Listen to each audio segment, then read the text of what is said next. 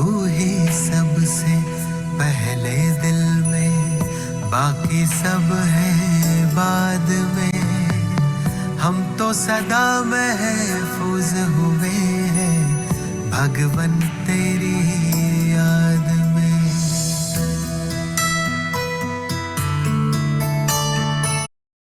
Om Shanti, good evening. आज के इस live talk and Hindi series में आप सभी का दिल से स्वागत है।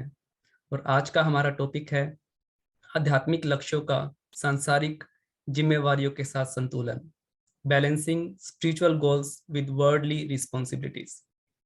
वेल, आज का टॉपिक बहुत ही इम्पोर्टेंट टॉपिक है, क्योंकि आज के समय पर लोगों की ये धारणा है कि अगर हमें आध्यात्मिकता को अपनाना है तो कहीं ना कहीं हमें अपनी परेशानी, चुनौती या फिर रिस्पॉन्सिबिलिटी को किनारे करना पड़ता है। लेकिन जो मेरा अनुभव कहता है या फिर जितना मैंने अंडरस्टैंड किया है कि स्पिरिचुअलिटी एक ऐसा टूल है जिसे हम लाइफ के हर एस्पेक्ट में यूज कर सकते हैं, और जितना हम इसको यूज करते हैं उतना हमारे अंदर एक परमात्मा की शक्ति आती है, और उस परमात्मा की शक्ति से हमारे हर कर्म श्रेष्ठ और दिव्य बनते हैं। तो आज इसी एग्जाम्पल के साथ हमारे बीच में एक बहुत ही स्पेशल स्पीकर हैं जो कि कपल हैं, और हम सब उनका दिल से स्वागत करेंगे। तो हमारे बीच में है प्रतिभा बहन एंड अंकुर भाई। आप दोनों का दिल से स्वागत है and thank you so much for being with us. तो मैं सार रूप में दोनों का परिचय देना चाहूँगा। सबसे पहले मैं अंकुर भाई से स्टार्ट करूँगा। अंकुर भाई लास्ट 26 ईयर्स से फार्मास्यूटिकल लाइन में वर्क कर रहे हैं, और आपने इंडिया, जर्मनी और कनाडा में ग्लोबल लेवल पे वर्क किया है।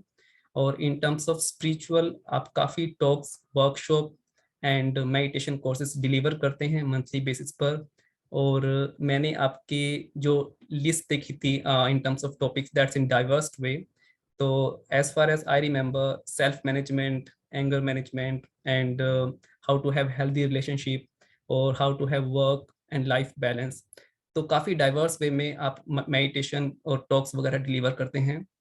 और आपने अपनी फार्मास्यूटिकल साइंस में आपने अपनी मास्टर्स की है। और मैं थोड़ा प्रतिभा बहन के बारे में भी बताना चाहूँगा। आपने फार्मास्यूटिकल में अपने बायोटेक्नोलॉजी में अपनी पीएचडी की है, और आप लास्ट 12 ईयर से ब्रह्मा कुमारी से कनेक्टेड हैं। और आपका जो मेन योगदान है ब्रह्मा कुमारी में, वो आप वर्कशॉप, टॉक्स और एक्सपीरियंशियल कमेंट्री को कंडक्ट करते हैं, इन द सेंस आप फैसिलिटेट करते हैं। तो और अभी आज ही मुझे पता चला कि आप सुदेश दीदी के राइट हैंड भी हैं। तो सुदेश दीदी कहीं ना कहीं यहाँ पर निश्चिंत हैं, क्योंकि उन्हें पता है कि जर्मनी में आप दोनों ब्रह्मा कुमारी को रिप्रेजेंट कर रहे हैं और हमारे भाई बहनों को लुक आफ्टर कर रहे हैं। तो अब हम आपसे सुनेंगे आज के टॉपिक के बारे में। और किसी को कोई भी क्वेश्चन है तो आप प्लीज चैट बॉक्स में डाल सकते हैं, क्योंकि लास्ट में हमारा एक क्वेश्चन आंसर सेशन भी होगा, तो वहां पर हम आपके क्वेश्चन आंसर को पिकअप करेंगे। Okay, thank you. ओम शांति। Thank you Sahil. एंड जब हम परमात्मा के हाथ में हाथ देते हैं, क्योंकि हम स्पिरिचुअल स्टडी पर हैं, तो जब हम उनके हाथ में हाथ देते हैं तो ऑटोमेटिकली सब कुछ राइट हो जाता है। तो राइट हैंड की बात नहीं है, लेकिन राइट पर्सन के, राइट आइडेंटिटी के हैंड में जब हैंड होता है तो सब कुछ राइट होता है। ओम शांति। आप शुरू कीजिए। आप करो। आप कीजिए। नहीं, आप करो। देखिए, कुछ ऐसा होता है जब हम स्पिरिचुअल लाइफ में आते हैं तो हम औरों को पहले चांस देते हैं। और ये कॉन्ट्रास्ट था, एक एग्जाम्पल था छोटा सा, जो हमारे स्पिरिचुअलिटी में आने से पहले नॉर्मली हम क्या करते हैं कि पहले हमें पूछा जाए। तो ये एक सुंदर एक एग्जाम्पल के रूप से आपके सामने रखा है कि कैसे एक लाइफ में बदलाव आता है और हम औरों को आगे करके ही अपने आप की प्रोग्रेस समझते हैं। सो थैंक यू सभी का इस टॉपिक के जुड़ने के लिए। जब भी रिलेशनशिप्स शुरू होते हैं, चाहे वो फ्रेंडशिप है, चाहे कोई भी रिलेशनशिप है, चाहे प्रोफेशनल, पर्सनल, कुछ भी, तो अक्सर करके होता क्या है कि जो स्टार्टिंग के दिन होते हैं ना, वो बहुत रोजी रोजी, क्या कहते हैं, बहुत अच्छे वाले। तो बट उसके साथ साथ एडजस्टमेंट्स बहुत करनी पड़ती है। तो यहाँ पे भी एक छोटा सा हम अपने आप को भी चेक कर सकते हैं कि एडजस्टमेंट्स कितनी करनी पड़ती हैं। बट उसका दूसरा साइड ये है कि जैसे जैसे हम राजयोगा, मेडिटेशन कहें, स्पिरिचुअलिटी कहें, तो जब ज्ञान की ठीक समझ में आती है, जैसे कि कॉन्शियसनेस आई, जैसे एक अंधा होता है ना, तो आंखें बंद होती हैं तो दिखता नहीं है। तो इसीलिए हिंदी में बोलते हैं ज्ञान का तीसरा नेत्र। आंख खुलना मतलब ज्ञान की रोशनी मिलना। तो यू सी एवरीथिंग क्लियरली, बहुत सब कुछ क्लियरली दिखता है आपको। तो उससे एक एडजस्टमेंट करी, वो भी इनर एडजस्टमेंट, तो पूरा दिन, पूरी लाइफ फिर एक सेलिब्रेशन बन जाती है, रादर देन एवरीडे एडजस्टमेंट। तो कुछ ऐसा ही हुआ हमारी लाइफ में। और प्रतिभा शेयर करेंगी कि कैसे जर्नी स्टार्ट हुई। तो हमारी आध्यात्मिक जर्नी कुछ ऐसे शुरू हुई कि जब हम इस यात्रा पर उतरे, यानी जब आध्यात्मिकता को अपने जीवन में उतारने लगे, तो हम उस समय पीएचडी कर रहे थे, यानी पढ़ाई पढ़ रहे थे। और दुनिया की रीति से भी सब कुछ था, जैसे कहते हैं सांसारिक लेवल पर अच्छा था सब कुछ ही। और ऐसा कुछ खोज नहीं थी, क्योंकि घर पे भी माता पिता बचपन से उन्होंने गुरु किया हुआ था। तो लेकिन मुझे एक शौक था फिट रहने का। तो आजकल की दुनिया में भी हम सभी जानते हैं फिजिकली फिट रहने के लिए हम कितना कुछ करते हैं। लेकिन मैंने कहीं पढ़ा था कि अगर मेंटली फिट रहना है तो मेडिटेशन सीखना चाहिए। तो वो एक क्वेस्ट थी अपने आप को और इम्प्रूव करने की। तो इसीलिए हम वहाँ पर गए, ब्रह्मा कुमारी सेंटर पर। और जब हम एंटर किए तो वहाँ का वातावरण, वहाँ का वायुमंडल टोटल एकदम जिसे बोलते हैं प्योर। और खासकर जब वहाँ की दीदियों को देखा तो उनके चेहरे पर जो एक कहीं सादगी थी और साथ में रॉयल मैनर्स थे। तो हमारे बचपन में जब जन्म पत्री बनवाते हैं बच्चे की, तो उसमें लिखा था कि इसको देवी मान करके इसकी पूजा की जाए। और इस बात पर हमारा और हमारे भाई का बहुत बार विवाद भी होता था कि ऐसे तेरे में क्यों लिखा है, मेरी जन्म पत्री में नहीं लिखा। लेकिन जब हम सेंटर पर गए तो सच में वहां पे वो दीदियों को देख करके, उनकी सादगी और रॉयलिटी को देख करके सच में लगा कि ये ट्रू एम्बॉडीमेंट है एक लिविंग देवी की। माना अगर एक हम कल्पना करें प्रैक्टिकल जीवन में, तो ऐसे ही एक मूर्त होगी। तो ऐसे वो जो, तो दो बातें हमें इस लाइफ में, इस जर्नी में आगे बढ़ाई। वो था एक एटमॉस्फेयर जो वहाँ का वायुमंडल था, और दूसरा वो जो दीदियों की पालना और वो सब। तो ऐसे करते हमारी जर्नी स्टार्ट हुई। और शुरू में क्योंकि और कोई ज्ञान में नहीं था, तो हम कहीं ना कहीं शाम का क्लास करने जाते थे समय निकाल करके पीएचडी के बाद, अपने कॉलेज से आने के बाद। और तो ऐसे हमारा प्रोसेस चलता रहा 1 साल तक। शाम का क्लास करते रहे, कभी प्रोग्राम में भी दिन में जाते थे। और हमें सस्टेन किसने किया, एक और ब्यूटीफुल बात जो आगे सस्टेनेंस की, कि जो हम पढ़ाई पढ़ते हैं उस वो कहीं ना कहीं बहुत ज्यादा उससे हम रिलेट करने लगे। और उसको अप्लाई करने का, पहले तो उसको रियलाइज करने का, तो उसको पहले समझने का एक्चुअली थोड़ा मौका मिला। और क्योंकि पीएचडी लंबी पढ़ाई होती है, तो कहीं ना कहीं चलते चलते थोड़ा बहुत स्ट्रेस वो सब आता है, तो वो हैंडल करने का थोड़ा एक अलग नजरिया आने लगा। और साथ में फिर जो बदलाव आए जीवन में, छोटे छोटे लेवल पर ही कहेंगे क्योंकि शुरुआत ही थी। तो कहीं ना कहीं जैसे पहले बहुत सेंसिटिव नेचर था, औरों के प्रभाव में आ जाते थे, फीलिंग्स में आ जाते थे। तो कहीं ना कहीं वो चेक होने लगा, वो पकड़ में आने लगा कि कहाँ पे ये प्रॉब्लम है। और फिर धीरे धीरे ग्रेजुअली हमने उस पर काम भी जब करना शुरू हुए, तो बहुत मजा आने लगा लाइफ में। फिर लगा कि लाइफ में सच में जो हम बाहर से कर रहे हैं उसका मायना भी तब है अगर हम अंदर से अपने आप को चेक करके और उसको अप्लाई करते हैं। और सच में एक जीवन की जर्नी हम अच्छे रीति से निकाल सकते हैं। तो वो कारण बना, उसको हमने फिर कंटिन्यू किया। फिर आगे की जर्नी और सुनते हैं।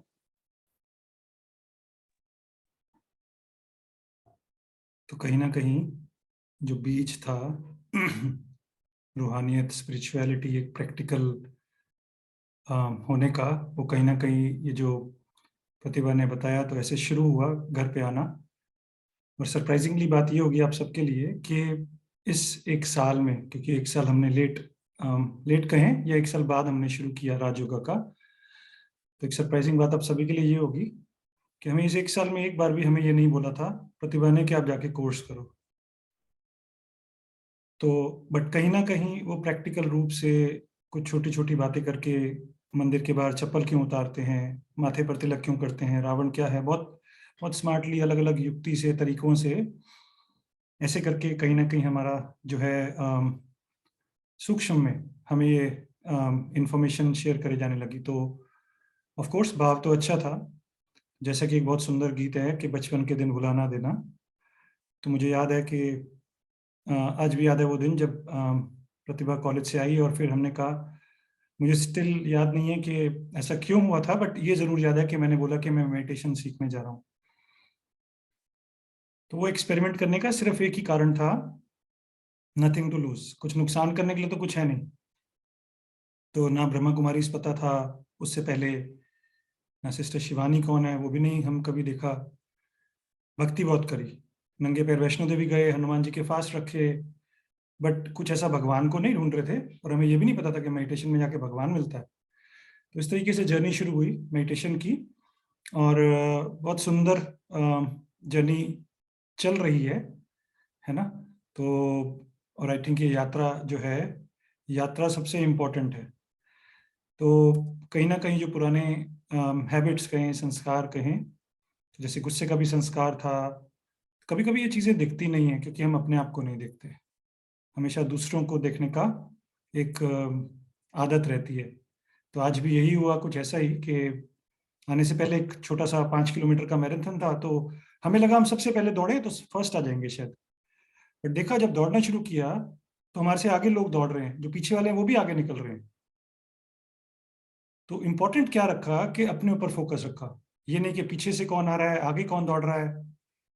तो मेडिटेशन ने सबसे पहला जो एक क्या कहीं सीख दिया वो ये था कि बाहर ढूंढने के बजाय सब कुछ आप ही रिस्पॉन्सिबल हो और आप ही केपेबल हो, ये बहुत इंपॉर्टेंट है। नहीं तो अक्सर करके हम समझते हैं कि आपको करना है, आपको करना है, बट साथ साथ ये समझा कि हमें गुण और विशेषताएं और शक्तियां क्या हैं कि मैं कर सकता हूं।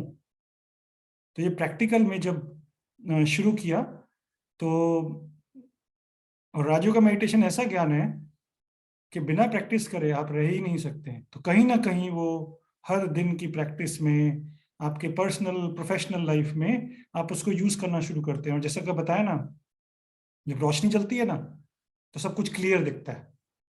तो वो छोटी छोटी चीजें जो हमारी खुशी छीन लेती थी, दुख लाती थी, वो छोटी छोटी चीजें जो दूसरों की हमें अफेक्ट करती थी, वो जो पहले नहीं दिखती थी, अब ये ज्ञान की जो रोशनी चली, इससे सब कुछ क्लियर दिखने लगा।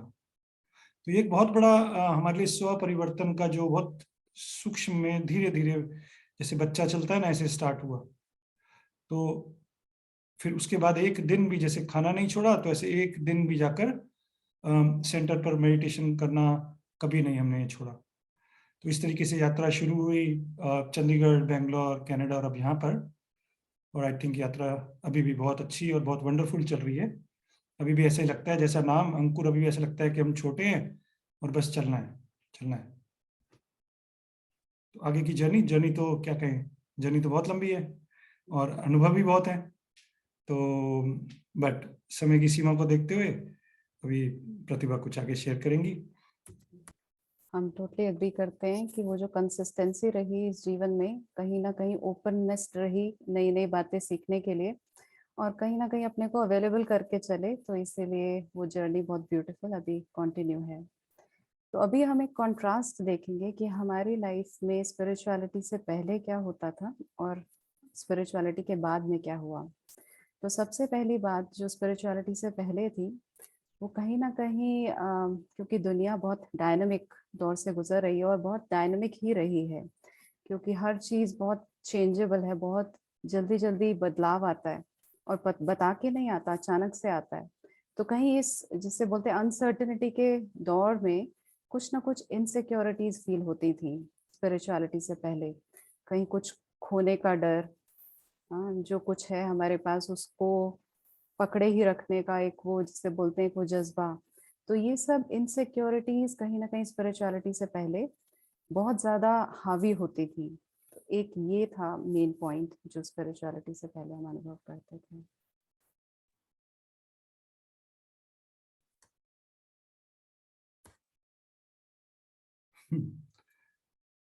तो राजयोग मेडिटेशन से पहले आई थिंक हम सब बहुत अनुभवी हैं। सबसे कॉमन चीज जिसमें हम सब सबसे ज्यादा अनुभवी होते हैं वो होता है दूसरों से उम्मीद रखना।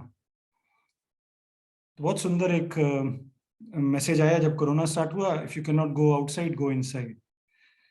और हम उल्टा कर रहे थे आज तक कि हमेशा स्पेशली जब रिलेशन शुरू हुआ ये नया साथ में रहना, तो हमें लगता है कि हर चीज़ हमारे हिसाब से चले क्योंकि हम अपने आप को परफेक्ट मानते हैं या हमें लगता है कि हमारा जो तरीका है वो सही है। तो ये जो एक्सपेक्टेशंस जो होते हैं हमेशा दूसरों से, इसमें कहीं ना कहीं बहुत सटल वे में कहीं ना कहीं अहंकार समाया होता है कि मैं ठीक हूँ और आप मेरे हिसाब से चलो। जबकि ये समझना बहुत जरूरी है कि जैसे पांचों उंगलियां बराबर नहीं है, ऐसे सब डिफरेंट हैं, सब बहुत यूनिक हैं इन द सेंस सबके अपने अपने गुण और विशेषताएं और अनुभव है।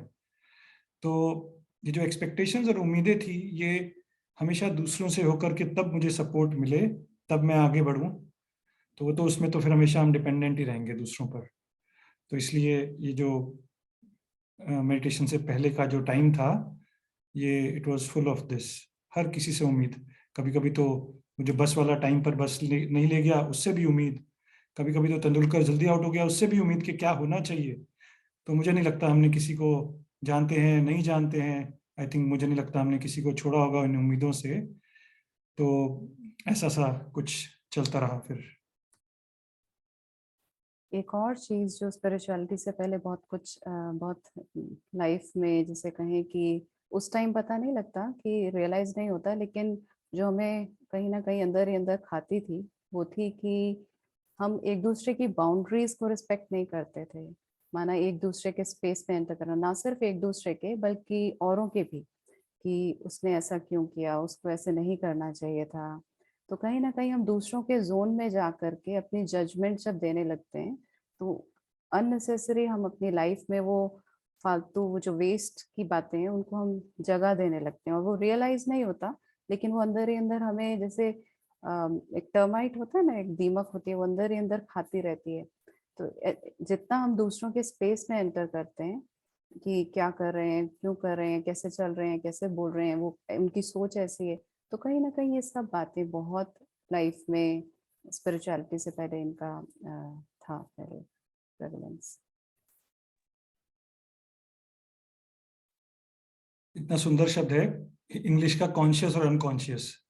कॉन्शियस अनकॉन्शियस मतलब बेहोश हो जाना, मतलब जब हमें हमारे आसपास क्या हो रहा है वो हमें पता नहीं चलता। इसीलिए ऑपरेशन करने से पहले थोड़ा सा एनेस्थीसिया दिया जाता है कि हम फील ना करें।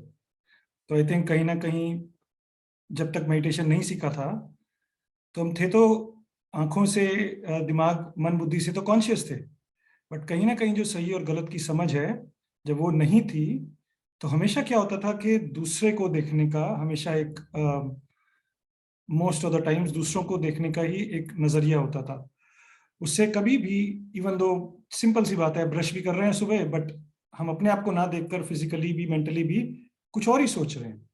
तो ये बहुत कॉमन होता है कि जब हम अपने आप को देखते ही नहीं तो कभी भी हमारे हम कैसे दिख रहे हैं, हम क्या बोल रहे हैं, हम क्या सोच रहे हैं, तो ये कभी नहीं दिखता।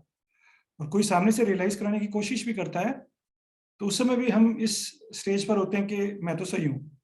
तो इसका सबसे बड़ा जो क्या कहेंगे एक नुकसान ये होता है कि जो हमारे में छोटी छोटी कमियां कमजोरियां जो होती हैं वो रियलाइज करने के लिए ना हमारे में शक्ति होती है और ना हमारे में वो बुद्धि और वो तीसरा नेत्र जो है वो खुला होता है। तो हम अपनी कमी कमजोरियां कभी उन पर फोकस ही नहीं करते क्योंकि टाइम ही नहीं मिलता दूसरों की कमियों से छूटने का। तो ये एक बहुत बड़ा कहें कि एक स्लो करने वाला एक स्टेप होता है हमें हमारी लाइफ की खुशियों में। तो अभी हमारा एडमिटिंग वो चल रहा है डिस्कशन कि क्या करते थे हम। और साथ ही साथ जैसा अपने की खुद की वीकनेस अभी हमने सुना कि शेयर मतलब देखने का भी हमें नहीं पता होता देखनी कैसी है, और क्योंकि खुद अंदर से हम अपनी क्वालिटीज को नहीं जानते हैं पहले, और उस कारण अंदर से खालीपन होने के कारण हमें औरों की वीकनेस ही नजर आती है। तो कहीं ना कहीं हम उंगली सामने वाले की तरफ पॉइंट आउट करते थे कि योर फॉल्ट। तो ऐसे करके फिर लाइफ और ही एंटेंगल हो जाती है। तो रिलेशनशिप जहाँ हम बात करते हैं कि बैलेंस होना चाहिए, वो कहीं ना कहीं पूरा डिसबैलेंस हो जाता है।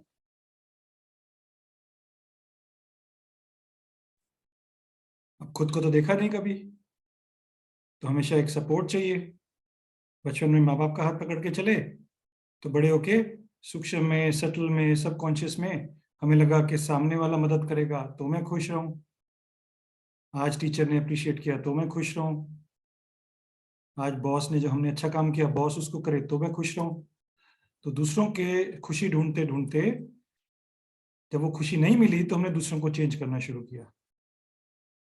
और उसमें कितना समय इस बात में ही लग गया कि सामने वाला चेंज हो, सामने वाला क्यों नहीं चेंज होता। तो ये सब बहुत अलग अलग वैरायटी के जो सीन्स हमने देखे, सब मेडिटेशन करने से पहले के जो थे। आई थिंक हम सब कुछ ना कुछ इसमें से रिलेट कर पा रहे होंगे। अब एक बहुत सुंदर जो सिक्के का दूसरा पहलू है, वो हम देखेंगे कि ये ज्ञान समझने कर, ये जो सेल्फ की नॉलेज समझी बेसिकली राजयोगा मेडिटेशन से, उसके बाद क्या बदलाव आए हमारी लाइफ में प्रैक्टिकली। जैसे रात और दिन का कंट्रास्ट होता है, तो वो इंस्टेंट तो नहीं होता। दिन के आने से पहले कोई ना कोई एक फेज आता है जो प्रिपेयर करता है हमें दिन की ओर ले जाने के लिए। तो जर्नी वैसी रही, लेकिन जो कंट्रास्ट आए वो था, पहला जो सबसे बड़ा बदलाव आया वो ये था कि साथ में बैठ करके कुछ नई चीजें सीखना। और दुनिया में जो, जीवन में जो छोटी छोटी बातें होती हैं, भले हमारे वर्क प्लेस पे हैं या रिलेशनशिप्स में हैं, उनको एक अलग पर्सपेक्टिव से, जैसे बोले एक अलग प्रिज्म से देखना। तो वो सारी बातें बहुत ही, क्योंकि हम साइंस बैकग्राउंड के थे, तो कहीं ना कहीं लॉजिकल बात समझ में आती थी। तो कहीं ना कहीं जब हम स्पिरिचुअल स्टडी में आए, तो वो सब बातों का बहुत सेंस हुआ। और साथ में जब हम एक चीज को सीखते हैं, एक्सपेरिमेंट करते हैं, क्योंकि साइंस बैकग्राउंड के थे, तो लाइफ में एक्सपेरिमेंट किया, फिर अपने अपने एक्सपीरियंसेस आकर के एक दूसरे से शेयर करना। तो कहीं ना कहीं उस कारण हमारा एक कहीं की ग्रोथ भी होता गया, और एक फन एक्टिविटी भी होती गई काइंड ऑफ। यात्रा तो चल रही है, परफेक्ट तो नहीं बने अभी, बट एक बहुत इंपॉर्टेंट चीज जो समझी और सीखी कि ये लाइफ डिफरेंट नहीं है। ऐसा नहीं है कि हमें कुछ और डिफरेंटली करना है। तो जो यहाँ पर सीखा वो पर्सनल प्रोफेशनल लाइफ में यूज़ किया, जो प्रोफेशनल लाइफ में सीखा वो यहाँ पर यूज़ किया। तो आज भी याद है, बहुत सिंपल से 3 प्रोफेशनली हमने 3 वर्ड सीखे, कनेक्ट, कम्युनिकेट, कोलैबोरेट। तो कहीं ना कहीं ये समझ में आया कि सबसे पहले खुद से कनेक्ट और कम्युनिकेट करना है, और खुद से ही टीम बनानी है सबसे पहले। तब आप दूसरों को कुछ हेल्प कर पाएंगे, खासकर जो हमें अच्छे लगते हैं, जिनका हम बहुत केयर करना चाहते हैं, बट कहीं ना कहीं हम उनके इमोशंस में हम भी अपने आप की स्टेबिलिटी, खुशी और शांति को भूल जाते हैं। क्यों? क्योंकि सामने वाला दुखी होता है। तो सबसे इम्पोर्टेंट चीज जो हमें लगा और जो सीखी वो ये थी कि कैसे दूसरों के इमोशंस और सिचुएशन से एब्जॉर्ब ना करके अपनी जो स्टेज है, अपना जो मेंटल स्टेट है, उसको मेंटेन करके आप बहुत उस इमोशन से न्यारे होकर सामने वाले को अपना 100% दें। जो पहले 100% नहीं था, क्योंकि हम दूसरे के दुख में हम भी दुखी होते थे। अब ये जो केयरिंग और शेयरिंग है दूसरे के साथ, वो शुरू हुआ। तो और ये बहुत बहुत नेचुरल, बहुत इजी होता चला गया फिर। और जो एक वंडरफुल चेंज आया वो ये था कि इस मटेरियल वर्ल्ड में जैसा हम देखते हैं कि सभी का अटेंशन बहुत ज़्यादा बाहर आउटवर्ड हो गया है, बहुत ज़्यादा ग्रूमिंग पर, अपने आप को मेंटेन रखने पर फिजिकली। तो ऐसी दौर से गुजरते हुए कहीं ना कहीं हम प्रेशर भी बिल्ड करते हैं to stay up in the society. लेकिन जब स्पिरिचुअल स्टडी में आए तो रियलाइज किया कि अपनी आइडेंटिटी को रियलाइज किया और नेचुरल वे में जो सुख है, जो ट्रूथ को रियलाइज किया, अपने रियलिटी में जीने लगे, तो लाइफ में कॉम्प्लेक्सिटीज बहुत सारी जो थी वो कहीं ना कहीं सॉर्ट आउट होने लगी और लाइफ जिसे कहते हैं सिंपल होने लगी, नेचुरल होने लगी, इजी होने लगी। जहाँ इतना टाइम एनर्जी बाहर के लेवल पर जा रहा था वो कहीं ना कहीं बचने लगा, जो कंट्रीब्यूट करने लगा हमारे और एरियाज जो फील्ड्स थे उनके बैलेंस आउट करने में। एक बहुत अच्छे 2 शब्द जो मेडिटेशन में आने के बाद सीखे हिंदी के, वो थे ना जिद करो और ना सिद्ध करो।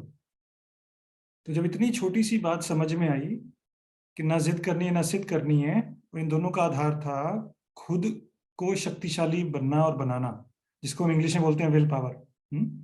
तो इसका बहुत अच्छा रिजल्ट जो हमें मिला अपनी पर्सनल लाइफ में और प्रोफेशनल लाइफ में भी।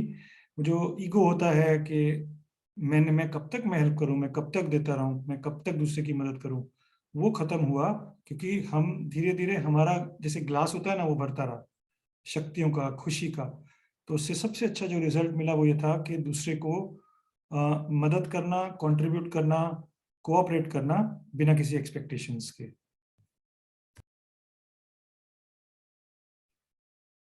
तो स्पिरिचुअलिटी में आने के बाद जैसे हम एक बहुत सुंदर वर्ड सीखा कि स्वमान क्या होता है।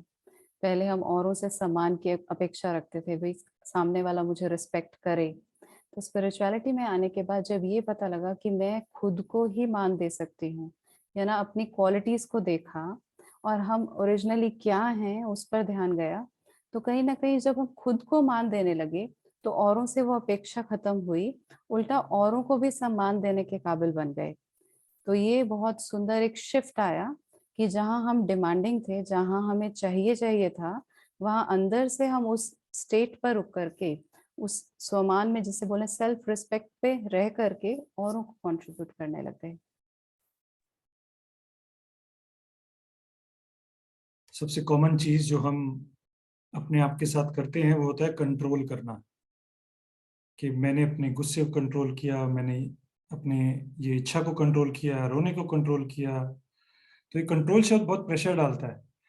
तो सबसे अच्छी चीज जो हमें लगा कि एक और ऐड हुई इस बुके ऑफ फ्लावर्स में, इस लर्निंग में मेडिटेशन से, कि कंट्रोलिंग की बजाय अपने मन से दोस्ती करी। क्योंकि दोस्त जो होता है ना, उसके साथ बहुत आप फ्री रहते हो। दोस्त जो होता है एक्सपेक्टेशंस नहीं होती, और दोस्त के साथ सबसे बड़ी बात क्या होती है? ट्रस्ट। पता है कि साथ देगा। तो जब अपने मन के साथ दोस्ती हुई तो उसका तो जो अंदर है वही बाहर है। तो ये जो धीरे धीरे जो अंदर चेंज हुए वो बाहर भी आया, ना सिर्फ घर पे, और जिसको हम जानते हैं उसके साथ भी, और जिसको नहीं जानते उसके साथ भी बहुत मित्रता का, जैसे एक फ्रेंडशिप का। फ्रेंड्स नहीं बन गए दुनिया में, बट वो जो एक भाव होता है मित्रता वाला, हमेशा एक डिटैच्ड वाला, कि आप फ्री रहते हो, वो डेवलप होने लगा। और एक जो ब्यूटीफुल चेंज आया वो ये हुआ कि ये जो जर्नी पर हम चले, इसमें हर पल एक एंजॉय वाव मोमेंट आने लगा, क्योंकि हम कहीं ना कहीं लाइफ को जीने का स्टाइल उसको समझने लगे और उसको हम उसमें जो हमें चाहिए वो अप्लाई करने लगे और ब्यूटीफुल रिजल्ट्स आने लगे। और जैसा कि हम इस पढ़ाई में पढ़ते हैं कि परमात्मा स्वयं हमारा साथी बन जाता है, उसको जब हम हर बात में आगे रखने लगे तो जैसे कि जिसे बोलते हैं कि वो हमारा ड्राइविंग फोर्स बन जाता है, तो लाइफ एक स्मूथ सेल बन जाती है और कहीं ना कहीं वो इजीली सेल आउट होने लगी। जिसे बोलते हैं इजीली, जब हम एंकर्ड होते हैं, जब हमारा अदरवाइज दुनिया में हम भटके हुए होते हैं नॉर्मली, तो जब हमारा एंकर स्वयं परमात्मा बन जाता है तो वो कभी हिलने वाला नहीं है, तो सभी जानते हैं, और कहीं जाने वाला नहीं है, सदा हमेशा देने वाला है। तो जब हम उसको एक बल, एक भरोसा, उसको सपोर्ट मान करके चलने लगते हैं तो लाइफ बहुत ही एक निश्चिंतता वाली फीलिंग आती है, बेफिक्री वाली फीलिंग आती है और इजी हो जाती है। बिल्कुल जिसे बोले हर पल एक एंजॉय वाला, एक सेलिब्रेशन वाला मोड में चला जाता है। हम सब कुछ ना कुछ जॉब करते हैं, चाहे घर की जॉब कर रहे हैं, हाउस वाइफ हैं, या ऑफिस में करते हैं। तो हम एक बहुत अच्छा क्वेश्चन है कि हम जॉब के लिए जीते हैं या जॉब हमें जीने के लिए मजबूर करती है, लाइफ बड़ी या वर्क। तो जैसे साहिल ने बताया कि बहुत सारे वर्कशॉप्स भी करते हैं, जिसमें से एक ये बहुत कॉमन टॉपिक होता है वर्कशॉप्स में और दुनिया में, work life balance. But I think बहुत इंपॉर्टेंट जो चीज़ है वो है लाइफ वर्क बैलेंस, क्योंकि लाइफ कम्स फर्स्ट, लाइफ पहले है तब बाद में जॉब है। तो लाइफ वर्क बैलेंस या वर्क लाइफ बैलेंस जो भी हम कहें, इसका मतलब क्या है कि मैं अपने घर के थॉट्स, ऐसा तो हो नहीं सकता कि मैं यहाँ फुल स्टॉप लगाऊं और ऑफिस चला जाऊं और ऑफिस के थॉट्स घर पे ना आए। ये वर्क लाइफ बैलेंस नहीं है। 5 बजे कंप्यूटर बंद करना वर्क लाइफ बैलेंस नहीं है।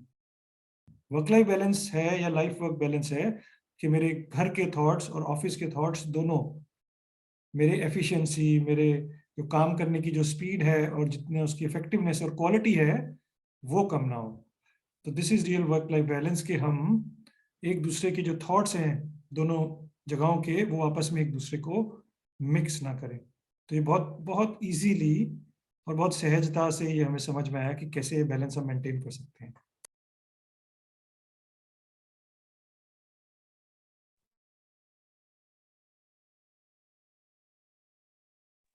तो अगर बैलेंस की बात करी जाए तो कई बार लोग कहते हैं जनरली कि अगर हमने स्पिरिचुअलिटी के लिए, मेडिटेशन के लिए टाइम नहीं है, हमारे पास ऑलरेडी बहुत फील्ड्स हैं, बहुत सारे काम हैं, लेकिन स्पिरिचुअलिटी से बहुत सारा हमारी एनर्जी और टाइम बच जाता है, क्योंकि लाइफ इजी हो जाती है, हम वेस्ट से बच जाते हैं और वो एनर्जी और टाइम को हम सही जगह फिर जब यूज़ करते हैं तो कहीं ना कहीं प्रोडक्टिविटी भी इंक्रीज होती है और जो हमारे रिलेशनशिप्स हैं वो और इजीली, वो स्मूथली, जिसे बोलते हैं विदाउट एफर्ट, चलने लगते हैं।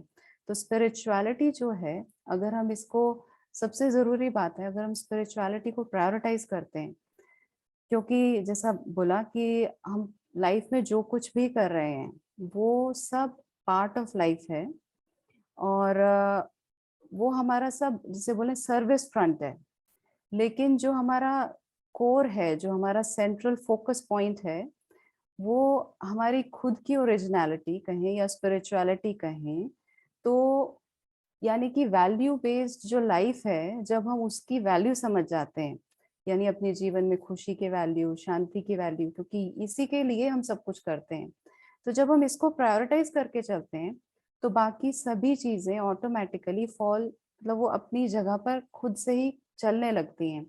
इसका कारण क्या है? पहला कारण, जो हम अपने अनुभव के आधार से कह रहे हैं, कि कर हम वही रहे हैं जो पहले करते थे, कर्म के हिसाब से, जो सर्विस, जैसे बोला सेवा स्थान के हिसाब से, लेकिन अभी कॉन्शियसनेस शिफ्ट हो गई, यानी कि अभी उसमें अटैचमेंट नहीं है, ना ही कहें कि ममत्व है, बल्कि उसी काम को कर रहे हैं लेकिन एक ट्रस्टी समझ करके, यानी कि अपने को बस एक केयर टेकर समझा हुआ है और परमात्मा का साथ होता है तो फिर वो हमारे सारे बोझ ले लेता है। तो परमात्मा को अपना साथी बना करके, उसको कहें अपने लाइफ का इंजन बना करके, तो जब हम उसके हाथ में अपनी बागडोर दे देते हैं तो सारा बोझ वो ले लेता है। और ऐसे करते अपने को ट्रस्टी समझते हैं, तो भले वो हमारे कर्म क्षेत्र है या रिलेशनशिप्स है, उसमें थोड़ा ऊपर नीचे भी होता है, तो हमारे ऊपर पहला असर नहीं आता, क्योंकि वो सामने शील्ड की तरह खड़ा होता है।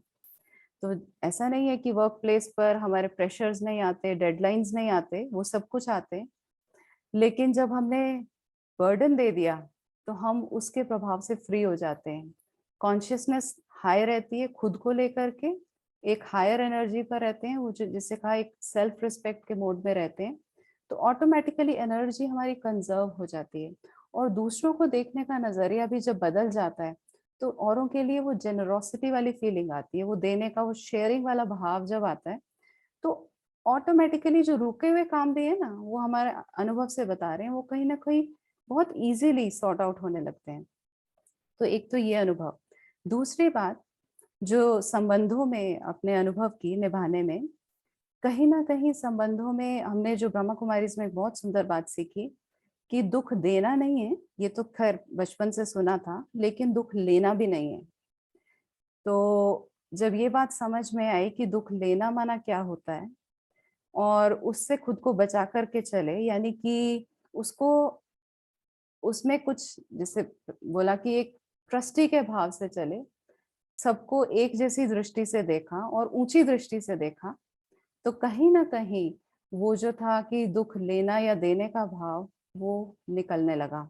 तो रिलेशनशिप्स ऑटोमेटिकली ब्यूटीफुल होते चले गए।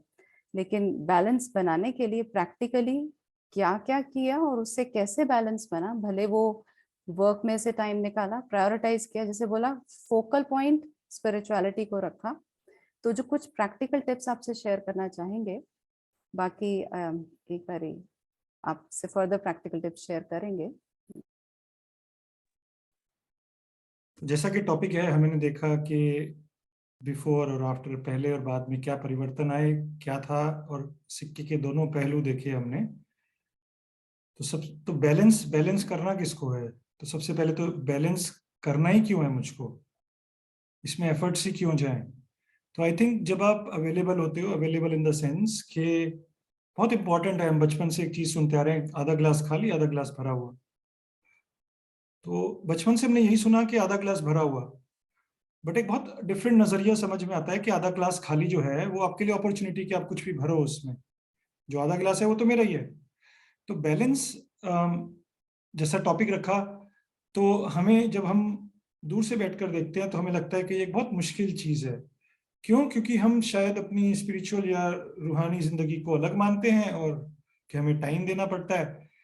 ऑफ कोर्स टाइम तो हम हर चीज को देते हैं लाइफ में, बट बैलेंस तो बहुत इजीली और बहुत सहजता से आता है, क्योंकि यहाँ से आपको फायदा मिल रहा है आपके खुशी और शांति के लिए।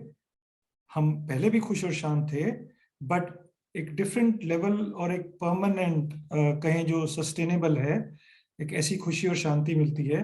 तो आप ऑटोमेटिकली बहुत मन से भी, थॉट से भी और फिजिकल एनर्जी से भी आप फ्री रहते हो। इसलिए आजकल हम भले ही हम फिजिकली कुछ ना करते हो, बट मन से बहुत थकते हैं।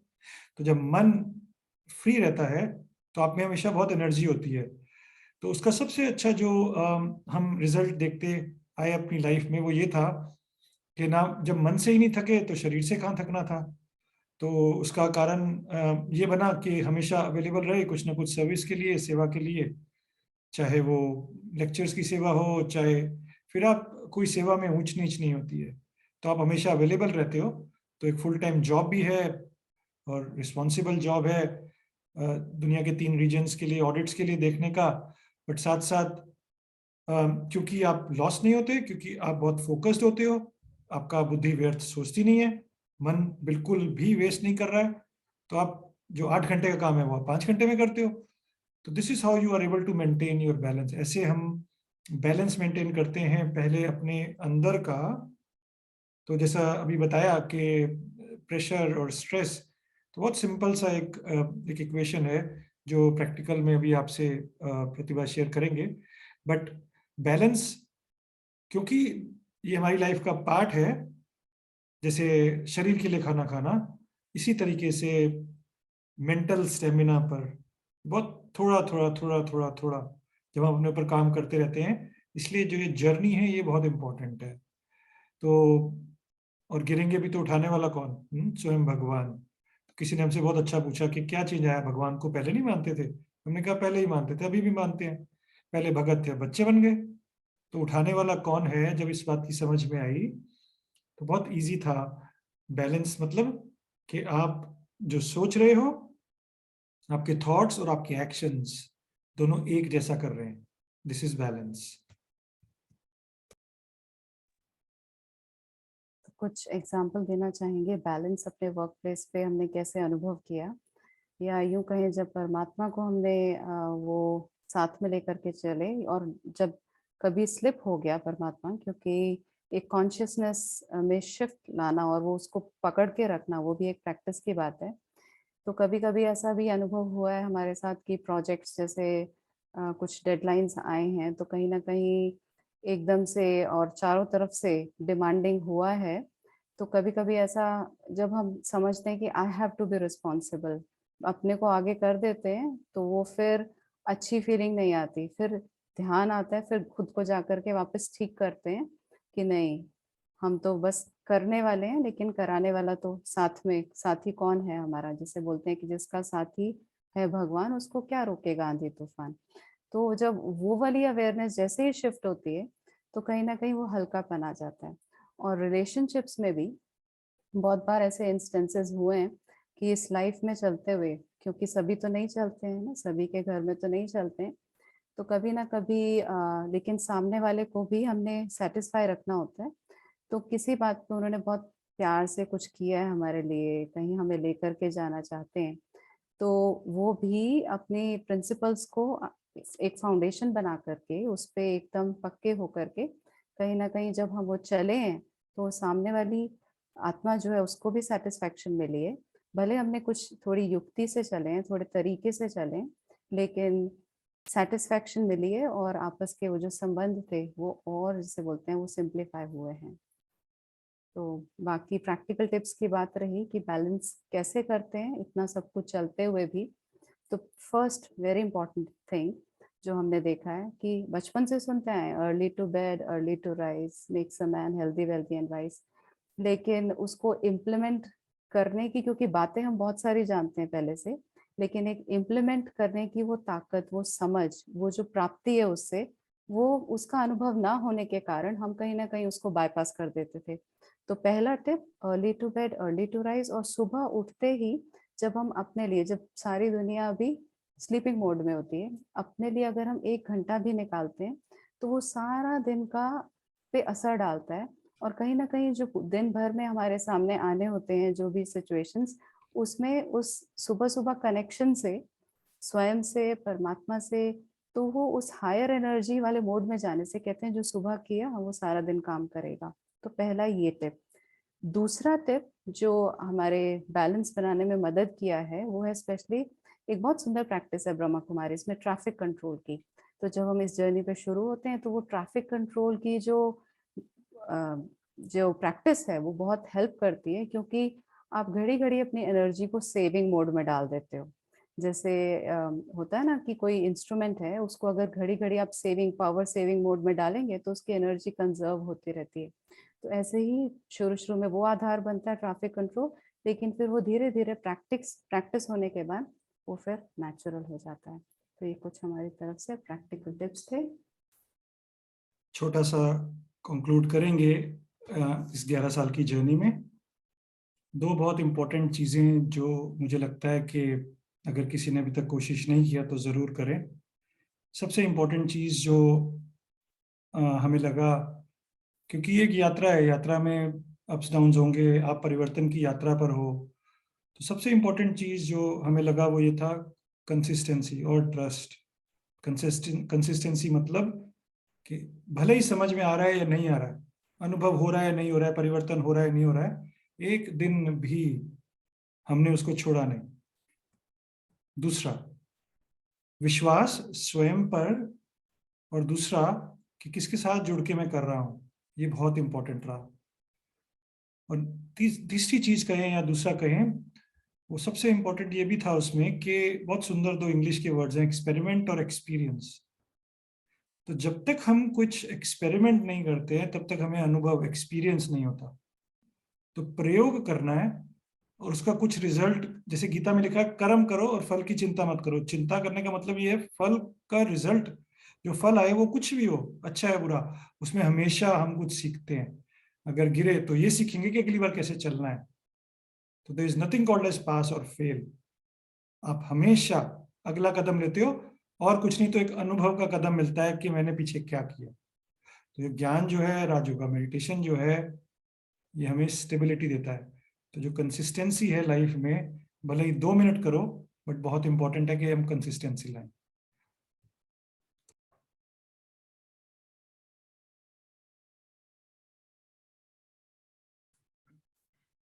थैंक यू सो मच अंकुर भाई एंड प्रतिमा बहन। जैसे आपने इसको सुंदर रीति से पूरे टॉप को समझाया, और हमें उम्मीद है कि हर किसी ने इस टॉपिक का किसी न किसी रूप से लाभ लिया है और अपनी लाइफ में कहीं ना कहीं उसको यूज करेंगे। और मुझे बहुत अच्छा लगा कि आपने जैसे बिफोर स्पिरिचुअलिटी और उसके बाद आपकी लाइफ में जो इतनी बड़ी शिफ्ट आई कि पहले हम दूसरों को बदलने की कोशिश करते थे और अब हमारा पूरा ध्यान हमारे ऊपर है कि हम जब अपने आप को चेंज करेंगे तो that will lead to world transformation.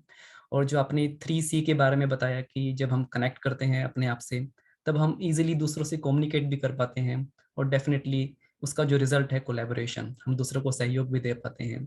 और जितना हमारा सम्मान होता है उतना ही हम दूसरों को रिस्पेक्ट दे पाते हैं, क्योंकि सबसे पहले हम फील करते हैं कि सम्मान से हम अपनी सेल्फ रिस्पेक्ट को देखते हैं और फिर हम औरों को भी वो रिस्पेक्ट दे पाते हैं। और जैसे आपने रिलेशनशिप के बारे में बताया कि ना किसी को दुख देना है ना लेना है, और जब हमारे मन में ये भाव होता है तो हमारे रिश्तों में जरूर एक मधुरता आती है। और लास्ट जो आपने बताया कि जब आपने आध्यात्मिकता को अपनाया तो आपकी कॉन्शियसनेस शिफ्ट हुई, माना कि आपके अंदर एक ट्रस्टीपन का भाव आया और हमेशा मन में ये रहा कि जो करण करावनहार है परम पिता परमात्मा, वो इस रथ से इस शरीर से हमारे काम करा रहा है और I am the light being. तो मैं सारे जो जितने भी रोल्स और रिस्पॉन्सिबिलिटी है हम उससे डिटैच रहते हैं, लेकिन हमेशा एक ट्रस्टी का भाव रहता है। तो I think it was so beautiful and personally मैंने इस टॉक से काफ़ी कुछ सीखा और डेफिनेटली कहीं ना कहीं मैं इसको यूज़ करना चाहूँगा। और अभी हम आपसे कुछ क्वेश्चन पूछेंगे और पहले मैं अंकुर भाई से स्टार्ट करूँगा। तो पहला क्वेश्चन ये है कि आई थिंक काफ़ी लोगों का क्वेश्चन होगा कि जब हम आध्यात्मिकता को अपनाते हैं और हमारी परिवार में हमें दूसरों का साथ नहीं मिलता है, माना कि वो स्पिरिचुअल वे में नहीं चलते हैं, तो उस समय हम अपना बैलेंस कैसे रखें कि अपने को खुश भी रखें और आध्यात्मिकता को भी हम अपनाएं और अपने परिवार को भी खुश रखें, तो उस समय हम कैसे बैलेंस रखें?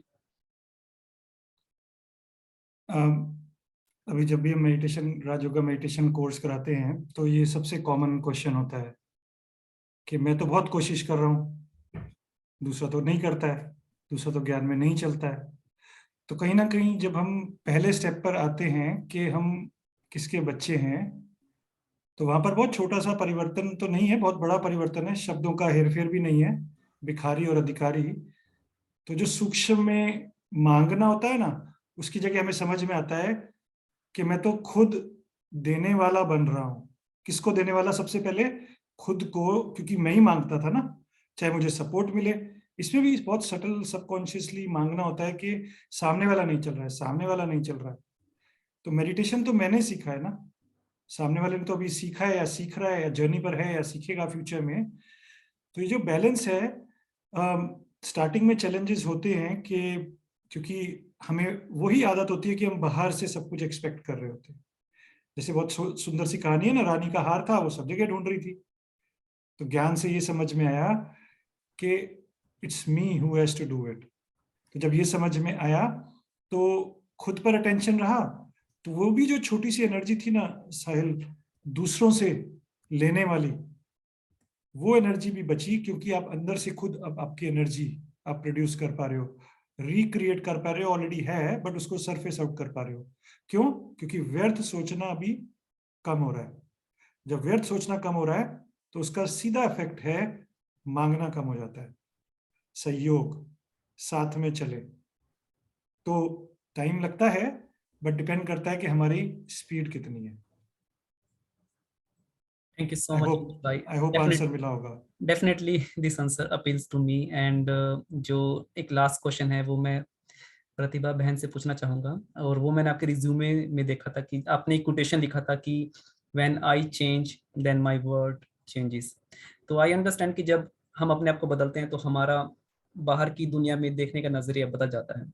तो क्या उसका असर जो हमारे आसपास है उनको भी होता है, क्योंकि जो हमारे वाइब्रेशंस है, एनर्जी है, उसका इफेक्ट कैसे बाहर की दुनिया में उनको मदद करता है? पहले तो बहुत सुंदर क्वेश्चन है कि व्हेन जो एक कोटेशन है, when I change then my world changes.